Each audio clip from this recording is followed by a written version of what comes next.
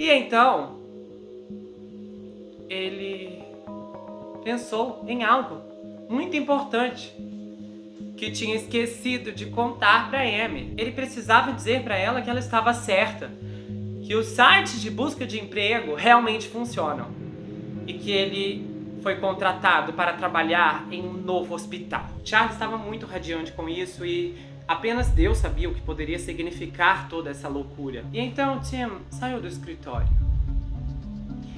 Ele saiu do estacionamento e os rastros estavam lamacentos da primeira grande tempestade de neve do inverno, e era tudo o que falavam no rádio. E ele podia imaginar que o condado estava cheio de estudantes, porque a primeira grande neve cairia em uma noite de sexta-feira. Então, era tudo o que falavam no rádio, porque haveria inúmeros estudantes dos condados para contemplar a queda da neve, que aconteceria em uma noite de sexta-feira. Então o tempo era a desculpa perfeita para o Tim sair mais cedo aquele dia, porque ele havia tomado uma decisão que mudaria tudo. Ele havia armado uma conferência telefônica de acompanhamento que foi agendada com caras do FBI.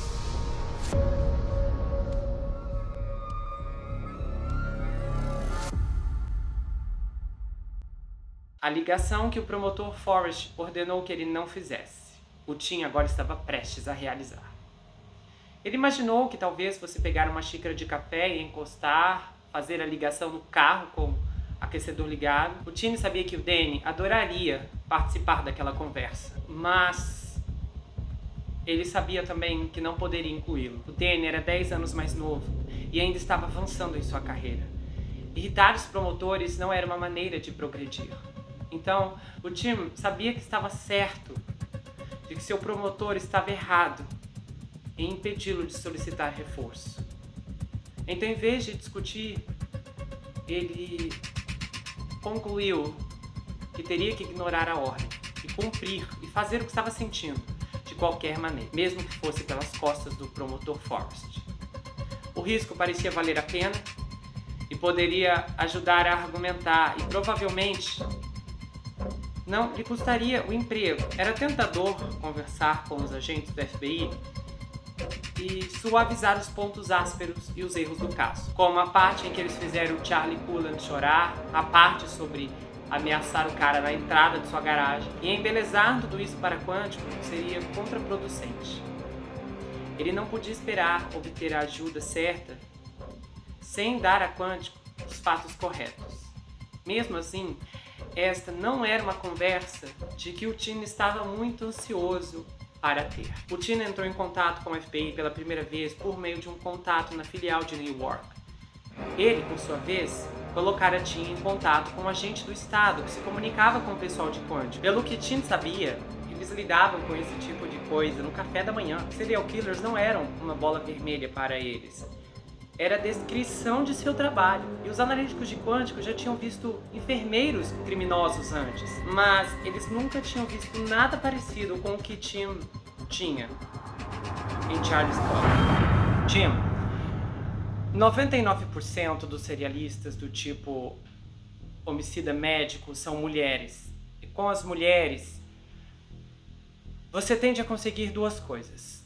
Ou ela quer ser a heroína, ou é alguma coisa relacionada à misericórdia, do tipo, eu não quero vê-lo sofrer. Agora, um serial killer médico do sexo masculino é raro, mas não inédito. Essas motivações tendem a ser íntimas e depravadas, ou então baseadas em poder e controle, até onde os profilers de Quantico podem determinar. Agora, o que você está me dizendo sobre Charlie Cullen não se encaixa em nenhum dos tipos. Ele parece ser um ator masculino que talvez pareça alguma coisa mais feminina.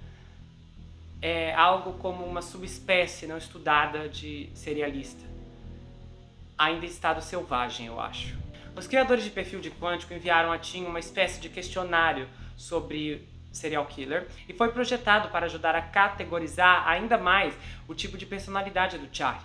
A esperança era que eles pudessem fazer previsões sobre o que o Charlie poderia fazer em seguida e dar conselhos ao Tim sobre a melhor maneira de lidar com ele. Mas o Tim já tinha lidado com ele, basicamente sequestrando o Charlie. Ele havia estragado tudo.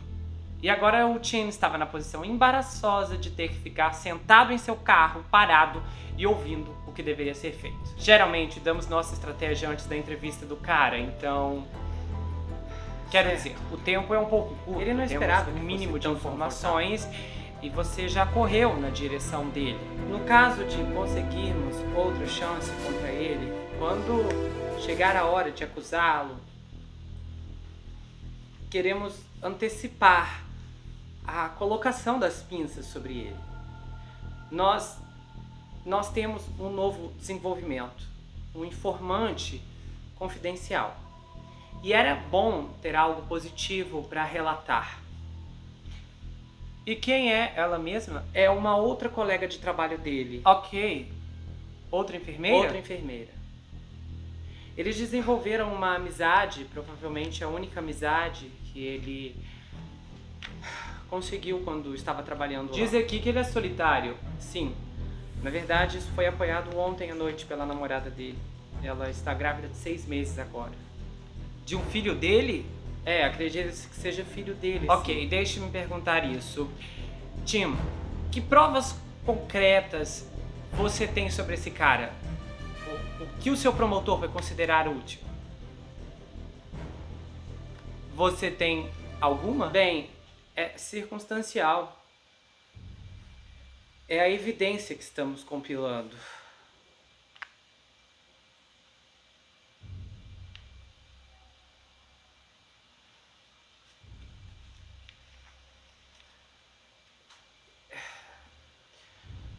Provas concretas, evidência de testemunho ocular, isso nós não temos.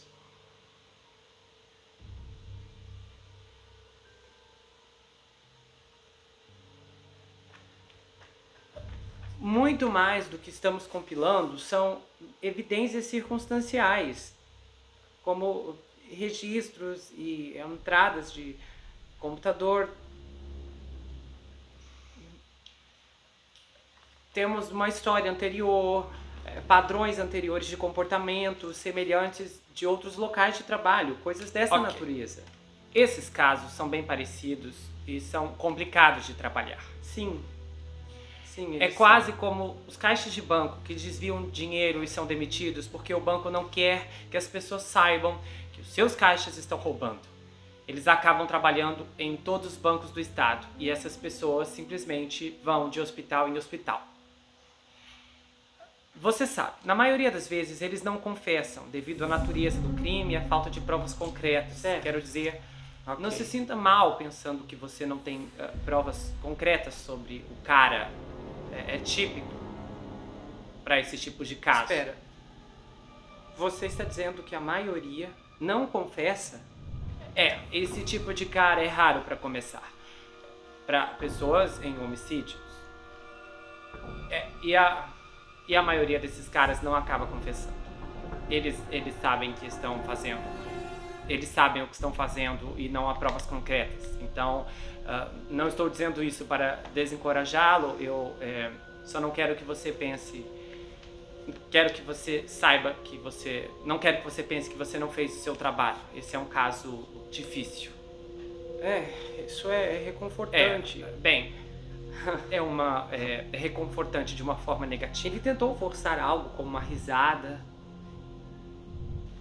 Quer dizer... Bem, escute. Isso foi dito, aparentemente, por um segundo agente na linha. E surpreendeu o Tim. Ele não tinha percebido que era uma teleconferência e que o FBI tinha um jeito de fazê-lo se sentir 2 passos para trás.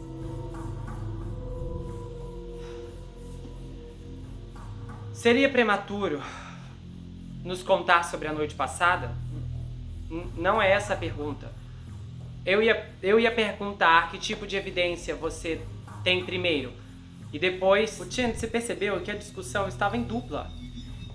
e ele estava começando a desejar não ter ligado. Era como ouvir alienígenas inteligentes discutindo planos do jantar.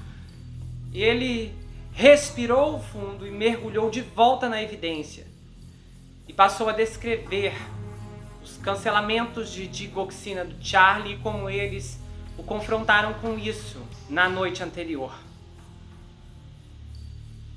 Olha, ele disse a cada questionamento nosso que aquilo era um erro e dizia que não estava com seus óculos ou que não se lembrava daquilo ter acontecido. Então, basicamente, vocês correram algumas dessas coisas para ele e ele veio com desculpas esfarrapadas. Olha, depois que passamos as primeiras horas no carro apenas construindo um relacionamento, foi mais tarde no escritório que decidimos aumentar o aquecimento. E nós tentamos, quer dizer, vocês sabem, nós tentamos confrontá-lo. Mas, Tim, sim, você permaneceu bom policial durante toda a coisa? Sim. Então, você acha que tem um melhor relacionamento por causa do papel que desempenhou? Não. Ou pelo menos não. Você nunca desafiou muito o cara? Eu não acho que eu desafiei tanto quanto o Danny.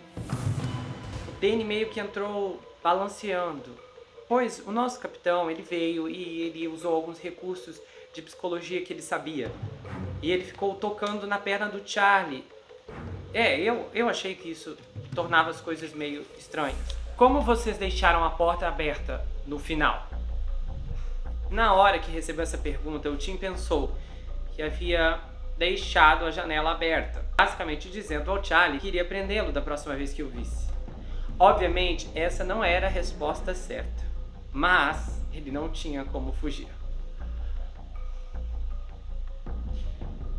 Nós deixamos, você sabe, deixamos. E dissemos, ligue para nós se você pensar em alguma coisa dessa natureza. Bem, então você não disse o equivalente a sabemos que você é um miserável culpado e vamos pegá-lo. Ele tentou aquela risada de novo, porque ele ficou pensando como esses caras parecem ler a minha mente. Ele foi informado. Ele foi mencionado isso pra ele.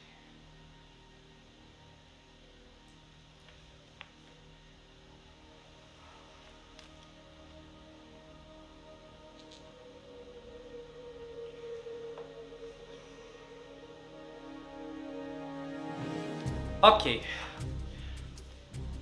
O promotor, sem a confissão, ele ainda vai seguir em frente com a coisa toda? Não. A confissão é a dobradiça de tudo nessa fase inicial. Tim leu esse silêncio como um fracasso. Eles correram pro Charlie na esperança de fazê-lo falar e estragaram tudo. E agora eles estavam em uma situação do qual não tinham nada além de uma informante confidencial. As ligações da Amy com o Charlie estavam enchendo as fitas, mas não os aproximavam de uma confissão. Aquele dia, quando a Amy havia ligado para o Charlie, sua chamada foi direto para a secretária dele. E o Charlie nem ligou para a Amy de volta. Nesse ponto, o FBI não podia mais ajudar.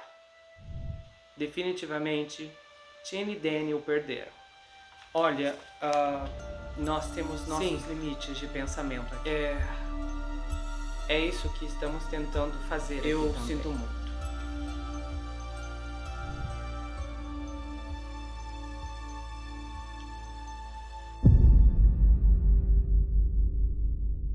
Naquele dia, a viagem levou quase o dobro do tempo por causa da neve. Então a Amy chegou, jogou as botas no tapete, pegou seu vinho e se jogou no sofá. E então ela notou a secretária telefônica piscando em vermelho com uma mensagem. Ela não estava particularmente ansiosa para descobrir o que era. O plano era que a Amy fizesse uma conexão pessoal com o Charlie e depois o trouxesse para o condado de Somerset. A esperança era que ele dissesse alguma coisa, qualquer coisa, para se incriminar. E nesse ponto, eles iriam prendê-lo. Então, a Amy tinha feito a conexão pessoal positiva e pressionou o Charlie por um encontro. E ela meio que deu em cima dele. Então, ela sabia que o Charlie estava lá fora, pensando nela. Em algum lugar, ele ainda pensava nela. E depois ela começou a pensar, e se de repente o Charlie vir atrás de mim? Ele tem um carro, meu endereço está na lista telefônica, e se ele fizer que nem ele fez com aquela mulher que ele perseguiu, que ele invadiu a casa dela? Quando o Charlie contou pra ela essa história, ela riu.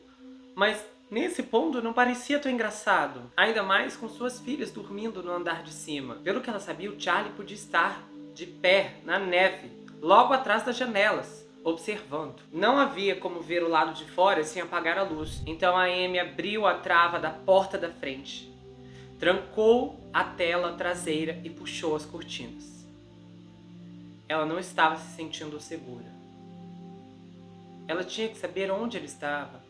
Então a Amy se jogou ao lado da máquina de mensagens e tocou o botão que estava piscando. Era o Charlie. Ele não disse nada sobre encontrá-la, isso era bom, mas ele tinha as notícias assustadoras. Então ele revelou que havia encontrado uma lista de procura de ajuda de um hospital chamado Montgomery. Eles estavam procurando enfermeiros experientes para a enfermaria de cuidados intensivos.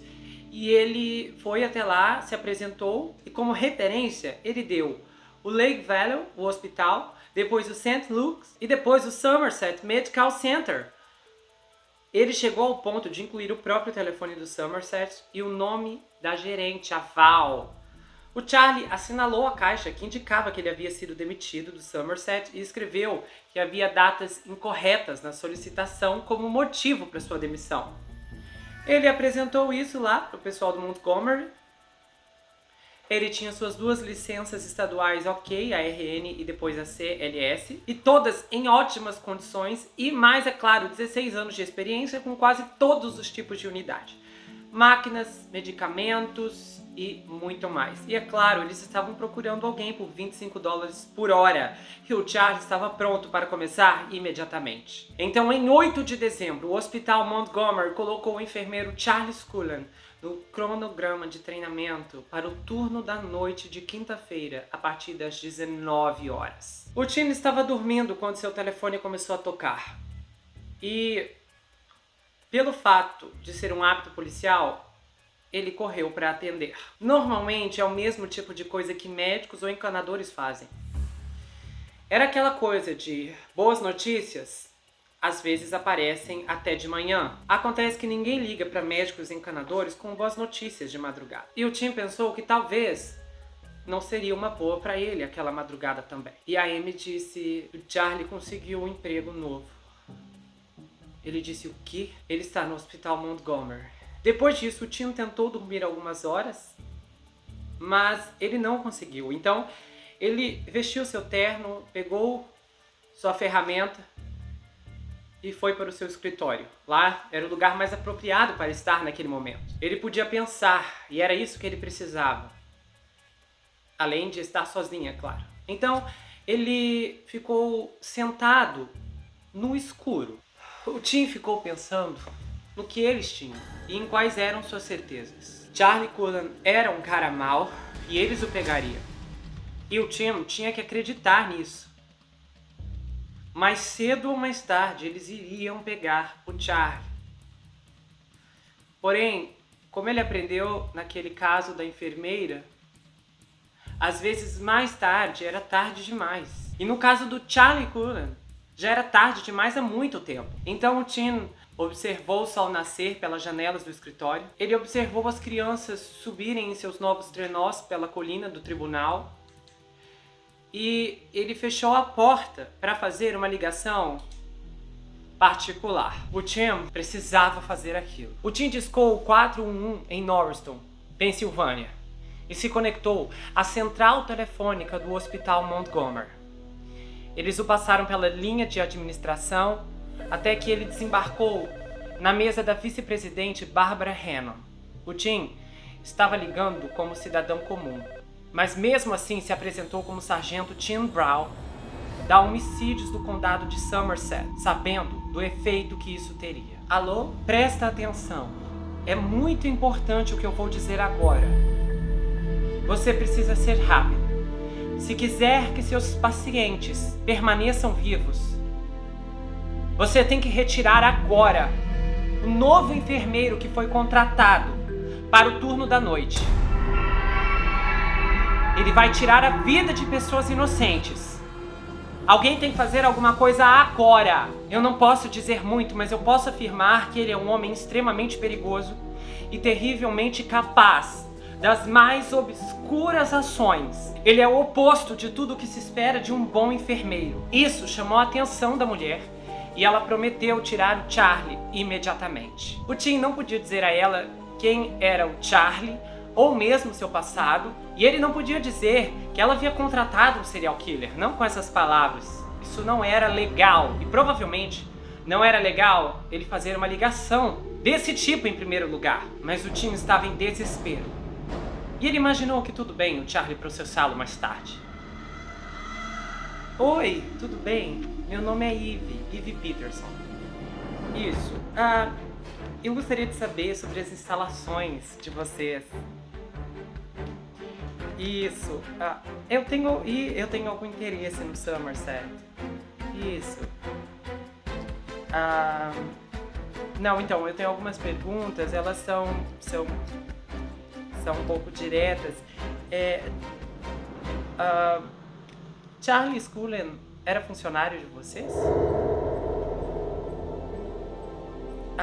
Vocês não podem responder. Então, eu acho que seria interessante responder. Onde eu trabalho? No New York Times. Vocês não querem dar palavra nenhuma? Nós vamos imprimir. E a cidade inteira vai ficar sabendo. A reunião daquela manhã seria um barco cheio. Todo mundo estava cansado e rabugento, exausto da carga de trabalho e do novo clima de inverno. E as coisas ficariam ainda piores, porque os novos relatórios chegaram e confirmavam as suspeitas dos falecimentos no hospital. Tim, nós temos um problema. Alguém vazou para a imprensa.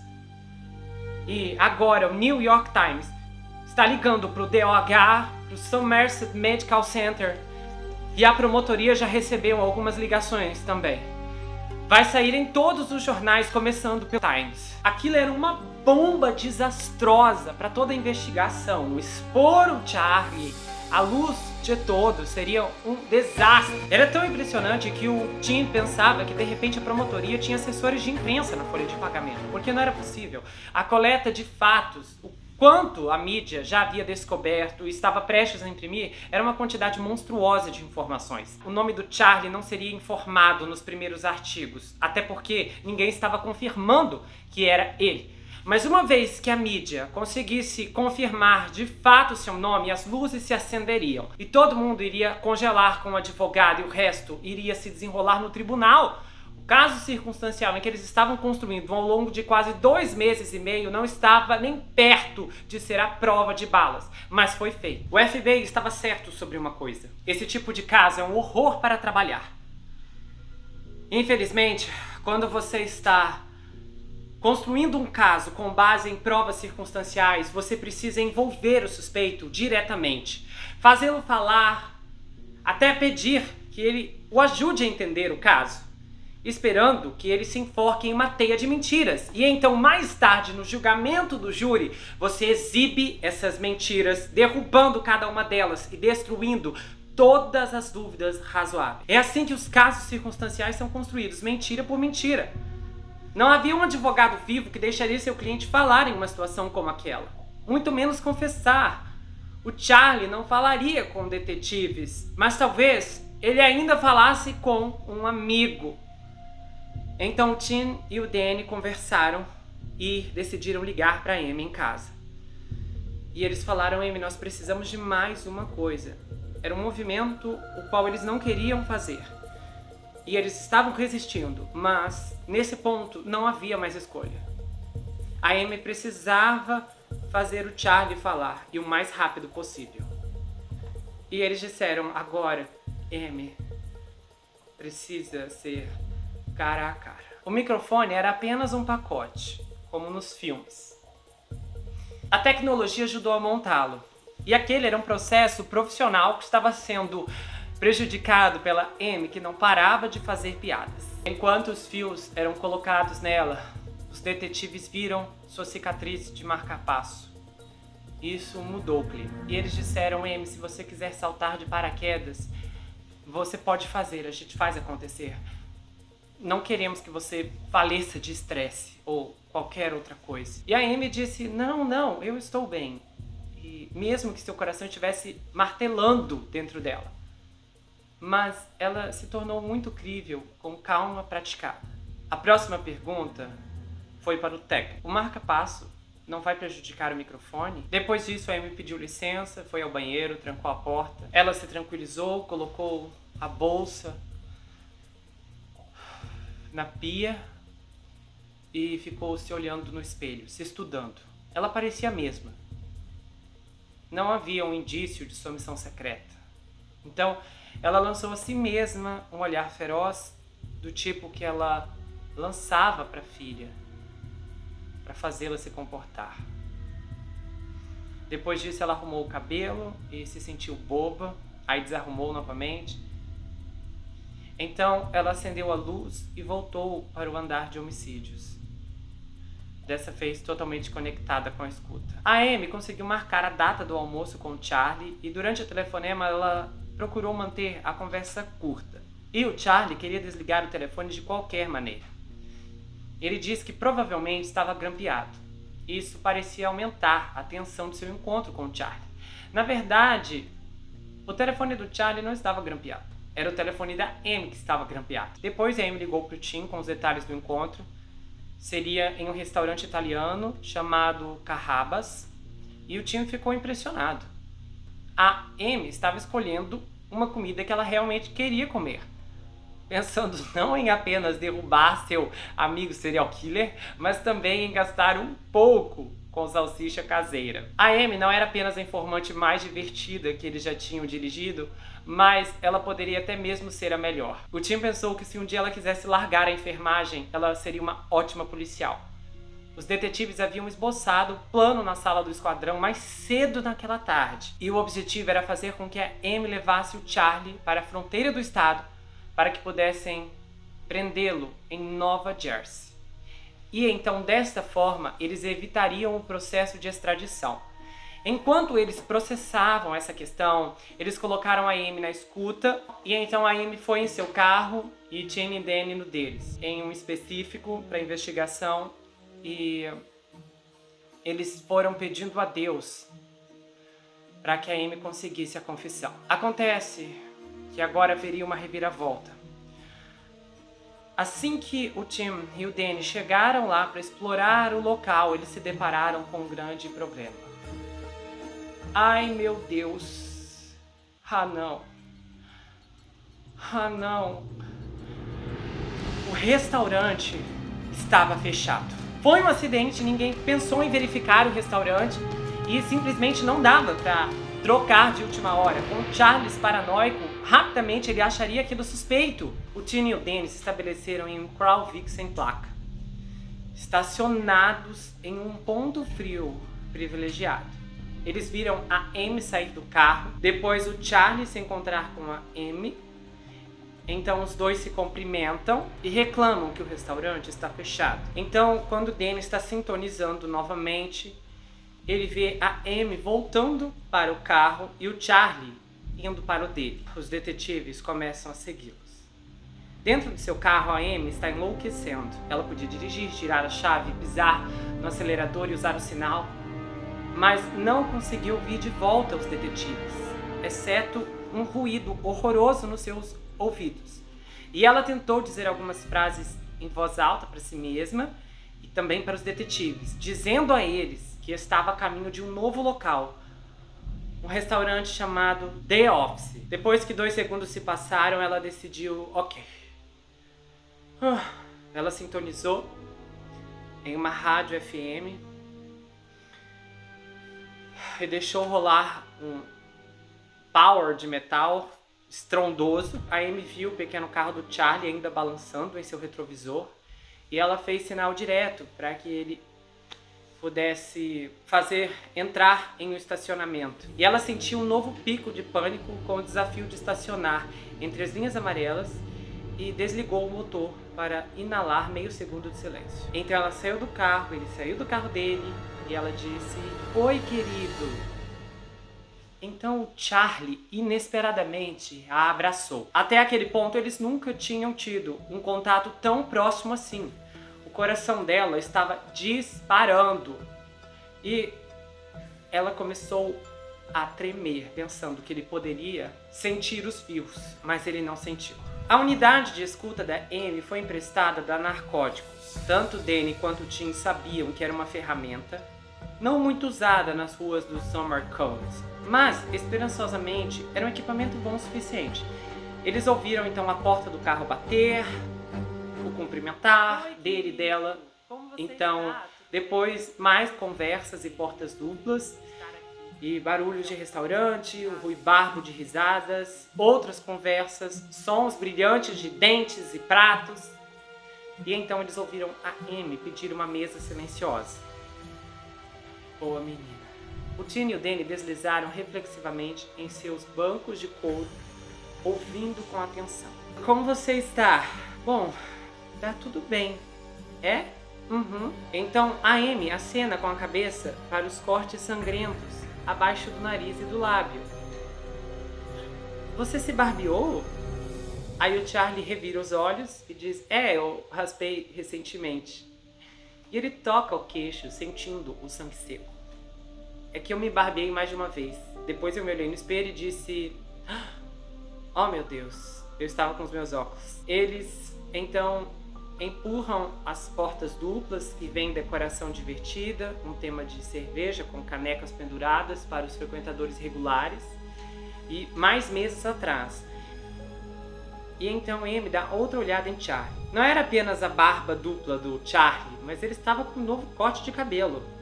Ele parecia ter se vestido para o encontro. Olha pra você, com a camisa enfeitada.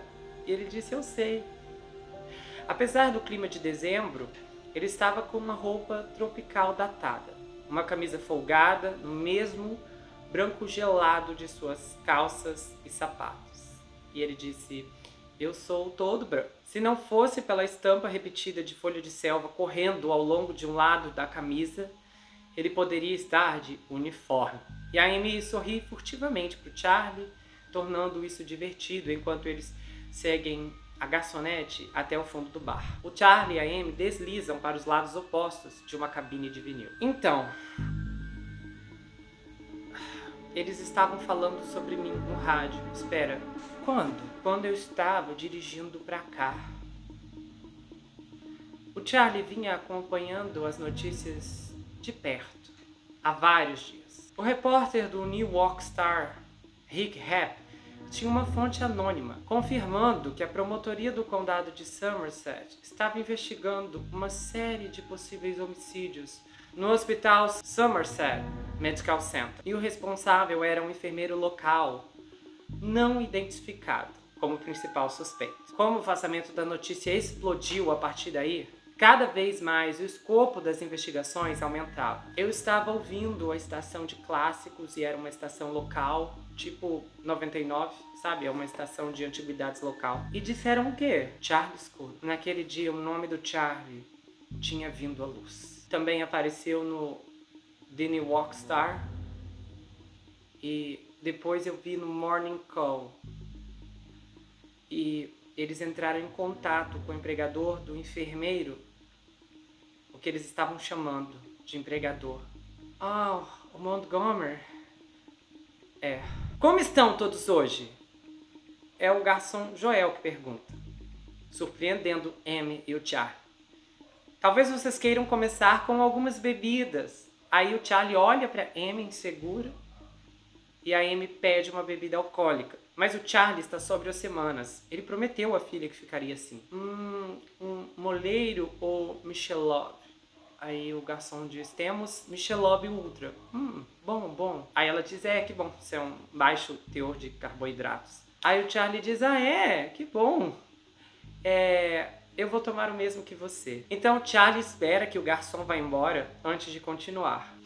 Então, a minha mais velha tem 13 anos e eu disse a ela que cuidaria disso. Então você acabou de dizer a ela porque estava preocupado que fosse chegar aos jornais? Bem, eu só falei com ela alguns dias atrás, quando eles me levaram para o interrogatório, porque eles me disseram, você sabe, da próxima vez que me vissem, iriam colocar algemas em mim e me levar. Então eu queria ligar para ela, no caso a ex-esposa, e avisá-la. E nesses últimos dias eu estava levantando ou indo para a cama e me perguntando, será que eu vou dormir a noite toda ou eles vão bater na porta? E então uma ligação veio e não era a polícia, era um repórter de um jornal. O quê?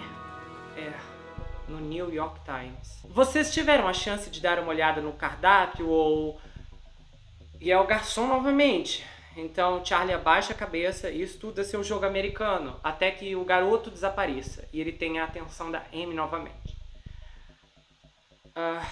Ok, então você quer que eu comece do começo? Só que nesse ponto havia uns desafios na escuta. O barulho crescia aos poucos com o som da multidão chegando depois do trabalho e isso ficava cada vez mais alto a cada rodada.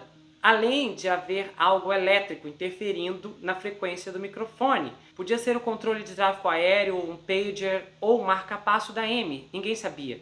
Apenas era difícil de ouvir. Os detetives se inclinaram como se aproximasse da caixa fosse ajudar os fones de ouvido. E eles ouviram a Amy dizer ao Charlie, tudo bem, vamos começar desde o início. Então isso fez eles se inclinarem ainda mais. Quando tudo aconteceu no Somerset, eles só disseram que havia um problema com a minha inscrição. Você sabe, algo assim. Quer dizer, eu fui para a entrevista e... quer dizer, quando eu fui para a segunda entrevista, quando eles me tiraram do chão, a primeira foi na alta administração. Então,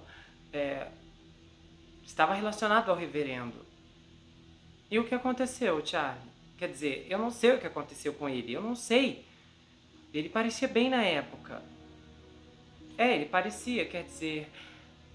Mas você o atendeu naquela noite? O que ele tinha? O que tinha de errado com ele?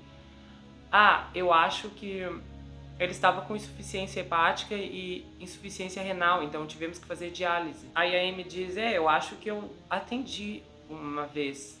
E ele diz, eu também tive uma ou duas vezes. Quando ele estava na UTI.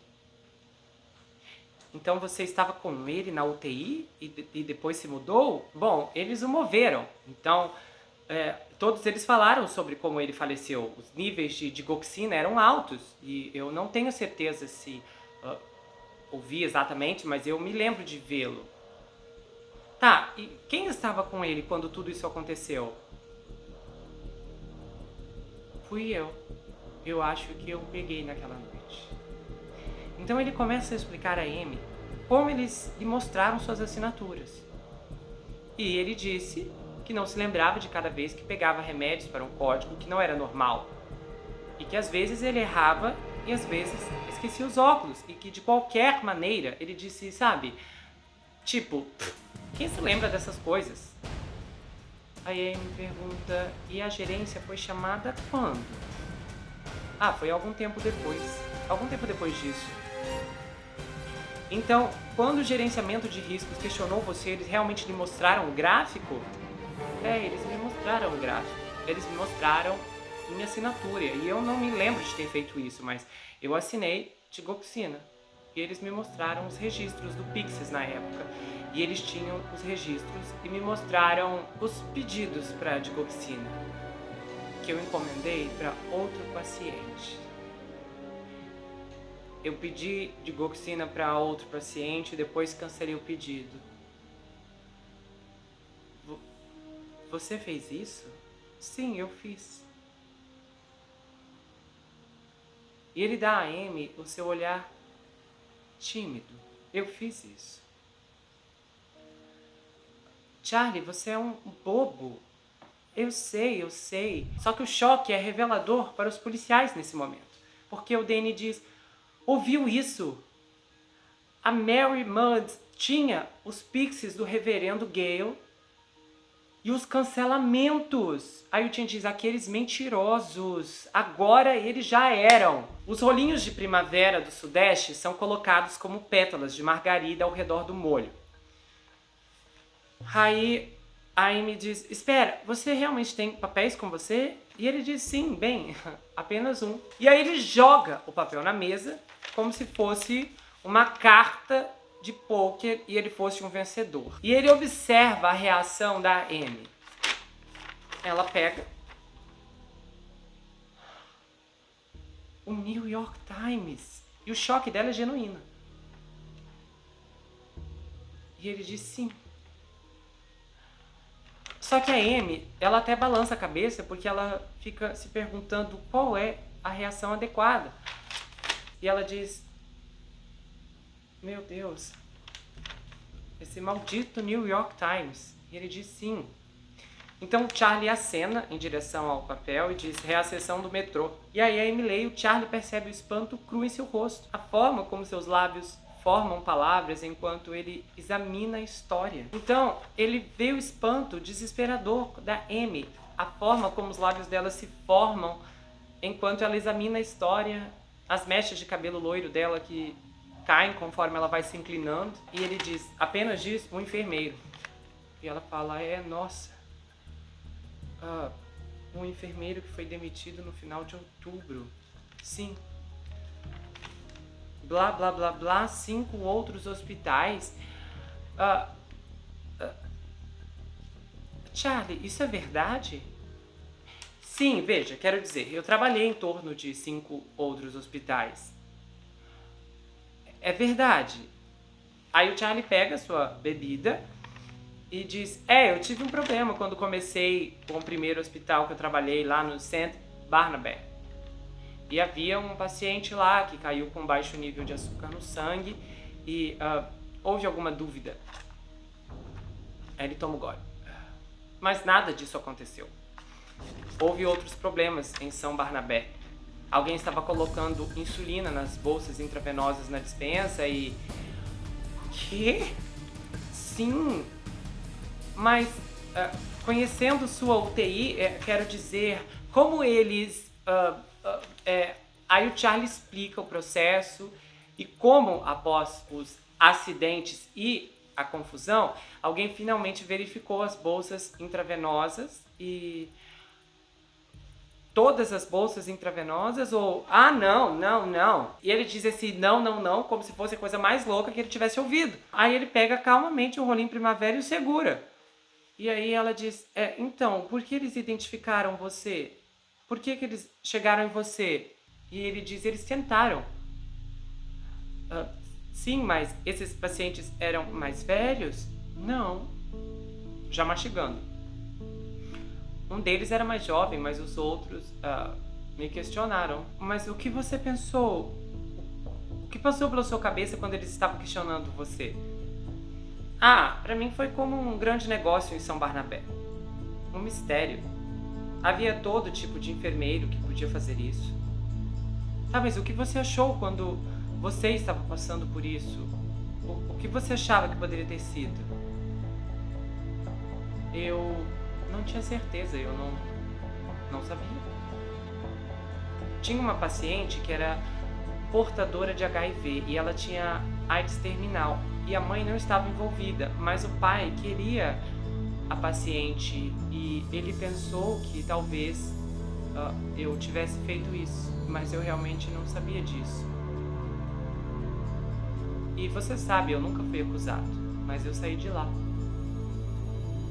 A Amy fica em choque. Mas quando isso aconteceu? Aconteceu anos atrás.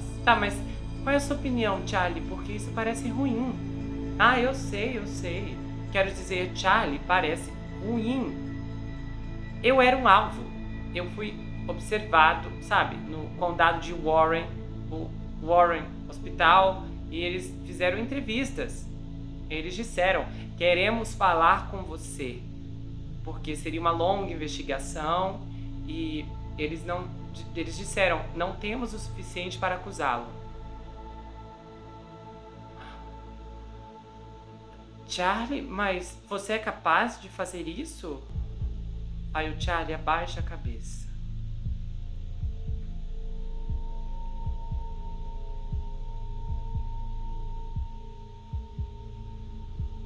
Ele fica parado nesse estado por um tempo. E depois por mais um tempo. E quando ele fala novamente, sua voz é anormalmente lenta. No que me diz respeito aos resultados laboratoriais anormais, foi digoxina. E isso foi no Hospital Warren. O paciente faleceu 24 horas depois que eu fui seu enfermeiro. E alguém disse, o filho, disse que eu injetei algo nela. O filho? Era a mãe dele.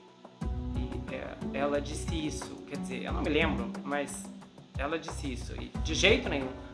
Além de, você sabe que o médico pensou que era uma picada de inseto e investigaram. E eles insistiram em fazer um teste de detector de mentiras e eu passei. Ai, bom.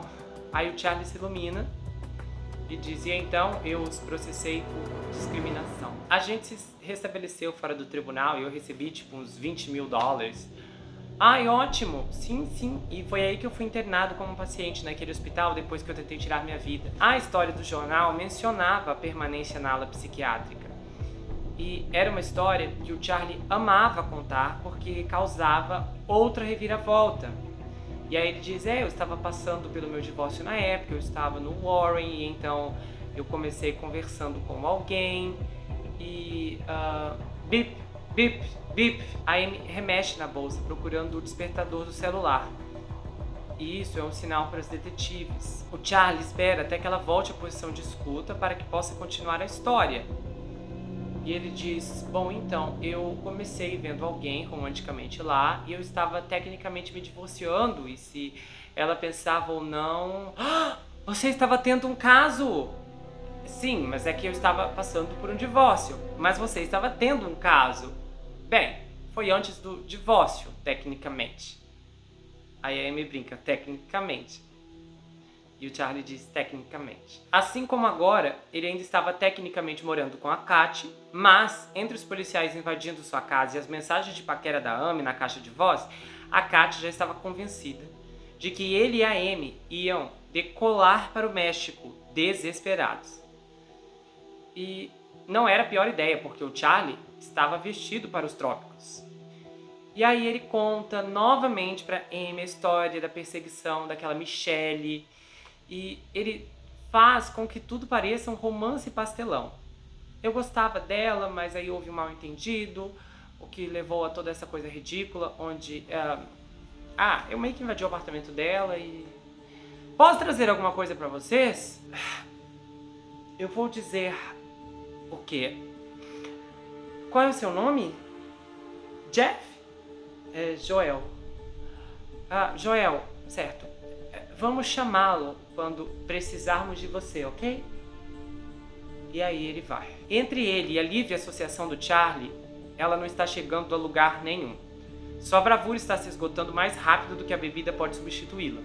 Então, em uma breve imagem de seu coração explodindo e o microfone captando esse líquido, não há como ela aguentar isso por muito tempo.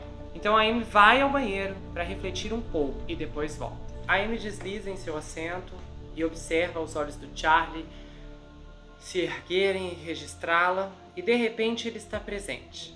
E a história continua exatamente onde eles pararam. O Charlie fala livremente sobre as alegações, as circunstâncias e fornece detalhes dos pacientes que perderam a vida misteriosamente. Ele estava confortável com esses detalhes. E ele disse, eles pensaram que eu fiz isso. Os hospitais, os investigadores... Charlie, eu preciso te fazer uma pergunta. Eu preciso te perguntar uma coisa. Você é capaz de fazer essas coisas? Porque, quer dizer, eu quero saber, você é capaz? E você sabe, quando eu olho para isso, quando eu estou ouvindo isso, eu me pergunto se... Quer dizer, Charlie, eu não consigo me imaginar sendo investigada uma vez, mas para ser investigado uma e depois outra vez. Aí os olhos do Charlie vão para sua bebida e o copo estava vazio. Charlie, aí ele olha pra cima. Qual é a sua opinião? Eu não me importo. Você sabe o quanto eu me importo com você. Eu sei. É que chegou o ponto de que se eu for cobrado... Charlie, olha pra mim.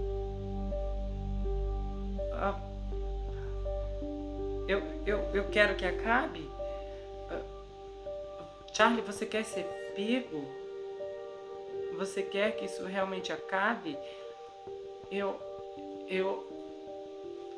Essas acusações... Charlie, olha pra mim. Olha pra mim. Você não é estúpido. Eu sei. Você sabe que eu não sou estúpida. Sim, eu sei. E você sabe o quanto eu me importo com você. Eu sei. E eu estou com medo por você. Você quer ser pego? Se eles trazem essas acusações, eu só me sinto um pouco sobrecarregado. E eu sinto, sabe, o hospital, as acusações, eles estão me cobrando e eu tenho esses pagamentos e ela pega nas mãos dele, por favor. E a Amy nesse ponto já está chorando. Por favor, deixe-me ajudá-lo. Eu não posso. Deixe-me ajudá-lo. Não posso, eu não posso. Charlie, deixe-me ajudá-lo. Eu beijo você, Charlie, eu não sou estúpida. Ninguém é investigado repetidamente sem motivo, Charlie. Você sabe que eu sei disso. E aí ele olha para um buraco da mesa e diz, o que você quer? Como você vai continuar a partir daqui? Eu não sei. Não seria mais fácil se você for pego? Não seria. Como você vai parar? Você é tão bom, Charlie. Você sabe por quê? Aí o Charlie balança a cabeça. Charlie, o padre Gale, o que aconteceu? O que aconteceu? Eu acabei... Não posso. Charlie, eu sei que você pode. O que aconteceu? Eu sei que você está com medo, mas o que aconteceu? Olha, eu vou lidar com o... Charlie, eu estou bem aqui, agora mesmo. Em público... Eu não quero, eu não posso. Minha vida será a minha vida. É a minha vida que vai desmoronar. Sua vida já desmoronou. Não, eu espero que não. Charlie, sua vida já desmoronou. Está caindo aos pedaços e não vai voltar. Aí ela pega o jornal e sacode. Eu li isso. Pessoas acreditam. Aí ele diz, isso depende do que você acha que as pessoas são capazes. Charlie, por favor, me diga como eu posso te ajudar. Por favor, me diga o que eu posso fazer. Sabe, o que eu vejo acontecendo é inadmissível, é inaceitável. Você sabe, Charlie, o que você vê, o que está acontecendo? Charlie, sabe, eu sendo cobrado, eu indo pra cadeia, eu perco minhas filhas. Charlie, você já está perdendo. Eu nunca respeitei o enfermeiro mais do que respeito você. E eu estou dilacerada observando você. Eu estou dilacerada porque eu vi você. De todos que eu conheço, eu vejo você e eu te senti, Charlie. Eu te conheço e eu te senti. Aí Charlie balança suavemente em seu assento. Como podemos fazer isso, então? Como podemos fazer isso? Tudo que posso fazer é... Eu tenho dado a eles a verdade. A verdade não é verdade o suficiente. E se você confessasse? Eu não posso. Existe outra opção? Eu posso enfrentar as acusações. Sabe, eu posso lidar com o julgamento. Charlie! Essa sou eu? E só por quê? Por que tudo isso começou, Charlie? Por que você? Você nunca vai parar. Você pode mentir pra polícia, mas não pra mim, não pra mim. Aí o Charlie fica murmurando, repetindo palavras e indo em círculos, só murmurando. E ela diz, eu não sou burra, eu não tenho medo de ser sua amiga, e eu sou sua amiga. Eu amo estar com você quando trabalhávamos juntos, quando estávamos juntos, e eu adorava quando você estava comigo e você me deixou abandonada. Então ela endireita o jornal para onde ele estava olhando e, querido, eu estou vendo isso e quer saber? Eu estive na enfermagem.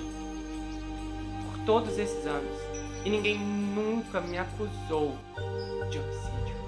E você foi acusado agora e depois 5 vezes, mais vezes. Está me dizendo que pode ser ainda mais e as pessoas pensam que você realmente tirou a vida de pessoas. Não, eu não posso. Não, eu não posso. Charlie, eu estou aqui, Charlie. Eu estou aqui porque te amo. Eu estou aqui porque eu sei. Eu sei que você matou aquelas pessoas. O Charlie então para de se mover nessa hora. Foi uma corrida? Foi apenas por diversão? Como quando estávamos em código?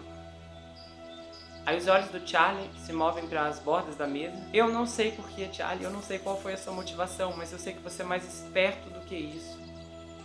E eu sei que você fez.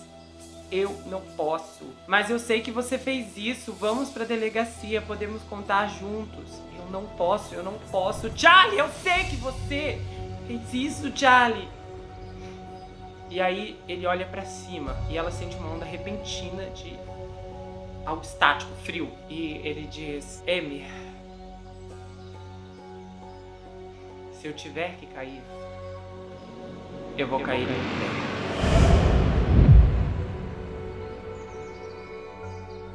Enquanto isso, o time tentou mexer em todos os níveis do receptor sem fio e eles não estavam conseguindo mais ouvir nada. As vozes foram distorcidas e abafadas e eles escutavam por um tempo e depois ouviam sons alheios. Então o Danny olhou para os botões, depois eles olharam para o estacionamento.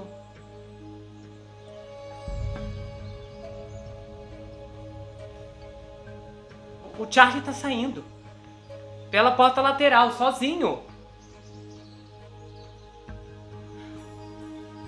Então eles ouviram destrancar a porta e entrar no seu carro. Cadê a Amy? Cadê a Amy? A gente tem que entrar. E então a Amy passa pela entrada da frente. Ela se pendurou na maçaneta da porta e parou atordoada. Aí os detetives saltaram do carro e estavam acenando e gritando. E a Amy olhou para o som, perdida em um mar de estacionamento. E ela desabou, soluçando nos braços do Danny. O Tim abriu a porta e eles entraram. O gravador estava ali entre os assentos e uma fita ainda estava girando na janela de plástico. A visão deixou a Amy sóbria. E o Tim disse: nós vamos pegá-lo. Mas estávamos tendo um pouco de dificuldade para entender o que ele estava dizendo. Eu disse a ele que eu sabia. E algo estranho aconteceu com ele. A cara dele foi terrível. E ele continuou me dizendo a mesma coisa repetidamente. O que ele disse? Ele estava falando estranho, baixo e como se estivesse cuspindo palavra por palavra. Mas no final ele disse: deixe-me cair lutando. A Amy tinha declarações para assinar no escritório do promotor antes que eles deixassem ir à festa de Natal da sua equipe. Não importava o que ela tivesse que fazer aquele dia, a Amy tinha que comparecer. Era o evento de trabalho mais importante do ano e o tipo de coisa para a qual os enfermeiros puxavam a antiguidade na agenda. Geralmente era uma boa festa, como a de trabalho. Tinha médicos, enfermeiros, farmácia, administração, secretárias, trabalhadores da manutenção descendo sob a bola da discoteca do salão de baile. E uma festa de trabalho de Natal sem a Amy era como um ano sem Papai Noel. A Amy não era do tipo que decepcionava ninguém, exceto ela mesma. A Amy era uma confusão de emoções não processadas. Em um minuto ela se sentiu enojada com a revelação do Charlie e depois culpada por não ter sentido toda essa escuridão antes. E depois ela ficou assustada por aquela escuridão. E ela estava muito nervosa que seu envolvimento pudesse custar o seu emprego. Então, na próxima respiração gaguejante, ela sentiu uma onda de orgulho. já que ela havia usado uma escuta e havia trabalhado disfarçada para os detetives de homicídios para capturar o serial killer. Ela procurou se sentir extraordinária e experimentar essa sensação de que ela não sentia desde que tocava baixo em uma banda de cover de rock. E aí depois ela percebeu que estava alimentando o seu ego por causa da sua proximidade com o serial killer infame. E então ela ficou com repulsa, porque ela pensou no Charlie, mostrando a ela aquele jornal, como ele havia se tornado famoso, o anjo da morte. A autoaversão da Amy se instalou, seguida por culpa, raiva, cada emoção empurrada em sucessão. E a Amy não conseguia segurar nenhuma delas. Parecia muito mais simples não sentir nada. Ela ansiava por dormência, e o álcool seria o seu solvente universal. Então a Amy foi pra festa, e ainda havia muitas coisas pendentes. O Charlie precisava ser derrubado, mas não seria aquele dia. E o CEO do Somerset, o Dennis Miller, estava fazendo o seu discurso para as tropas, enquanto a Amy entrava no salão. E ela foi direto ao bar, pediu 2 Henkens, ela recebeu elogios, olhares, o Dennis Miller ainda estava falando, a Amy pegou suas cervejas, terminou uma, depois pediu outra, depois as levou para onde seus colegas enfermeiros estavam sentados. E ela se jogou dramaticamente em uma cadeira, dando uma cara animada para todos os familiares. E ela brincou fazendo barulho, e o Dennis ainda estava discursando. E a Amy se concentrou no seu rosto vermelho e na gravata vermelha desse CEO.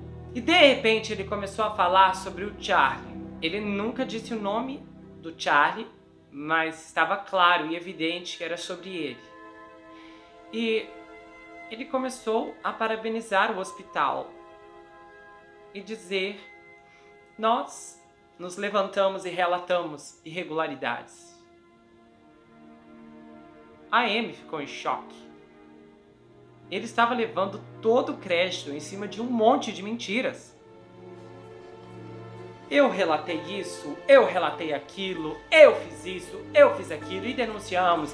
E por isso nós tomamos a nossa decisão. E não deixamos nada, porque a nossa opinião pode fazer isso é incrível. Precisamos olhar de uma administração. Isso apareceu de editorial. Isso é incrível de hospital. Esse é quem somos. Outros estamos na frente porque denunciamos, porque decidimos simplesmente parar aquele homem e decidir o certo que o hospital pelo certo. Não importa mais. Não importa o que seja. Nós escolhemos o certo como prioridade e levamos isso muito a sério.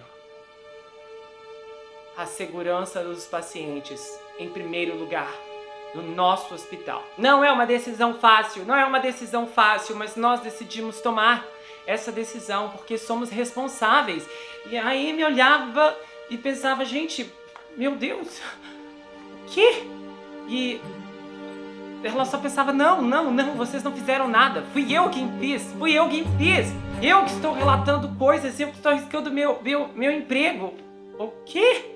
E ela olhava para ver se buscava algum amparo, mas todos estavam ouvindo o Dennis, esperando que ele terminasse para que pudessem pegar a sobremesa. E a Amy já queria vomitar ali mesmo.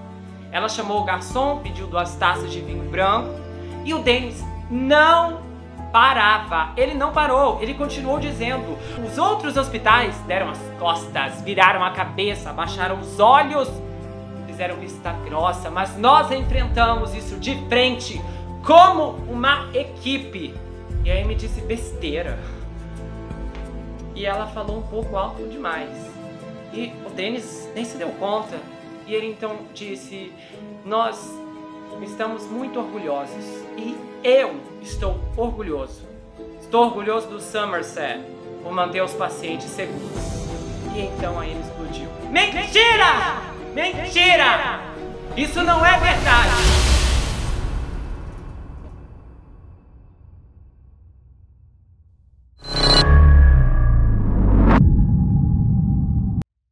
Pantera Negra. O sucesso que explodiu e levou o nome de Chadwick Boseman aos 4 cantos da Terra. Mas havia um segredo que ninguém sabia. Os detalhes completos da origem e do fim mortal de uma estrela da Marvel.